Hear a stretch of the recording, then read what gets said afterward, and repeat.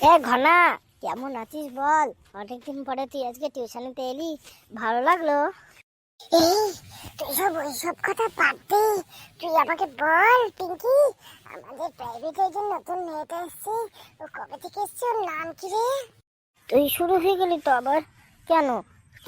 ওর নাম জেনে তুই কি করবি? ও তোকে পাত্তা দেবে না, ও তোর রেঞ্জের বাইরে ভাই। এই তুই আমার রেঞ্জ চিনিস? আমি কে? আমার নাম ঘনশ্যাম চাটুকদার। আমার যেটায় নজর পড়ে সেটা আমার রেঞ্জে চলে আসে। তোর আবার রেঞ্জে আসবে? তুই বলছিস কি এগুলো? তোর দ্বারা সম্ভবই না। তোর দ্বারা ওটা অসম্ভব। ও তোর রেঞ্জে আসবে না। আর যা, তুই যদি তোর নাম জিজ্ঞেস করলি, বলে দিই, ওর নাম হচ্ছে রোহিণী। আমাদের টিউশনের বর্তমানে সবচেয়ে সুন্দরী মেয়ে। ও তোকে পাত্তা দেবে? চল, তোর দ্বারা সম্ভব না। এই পিঙ্কি পিঙ্কি, তুই এরকম বলবি না।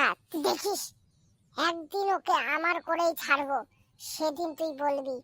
তার আগে তুই কোনো কথা বলবি না, শুধু আমাকে হচ্ছে ওর নাম্বারের ব্যবস্থাটা করে দে। ঘনা, তুমি পিঙ্কির কাছে কিসের নাম্বারের কথা বলছিলে? ঘনা, শয়তান ঘনা, একে তো 7 দিন পরে পড়তে এলে, তারপরে আবার কিসের নাম্বার ঘনা? কিছু না ম্যাম, কি বলবো, ওই পিঙ্কির কাছ থেকে ওর নাম্বারটা নিচ্ছিলাম, ওই কিছু নোটস আমাকে পাঠিয়ে দিত তো, সেই জন্য। ও, আই সি।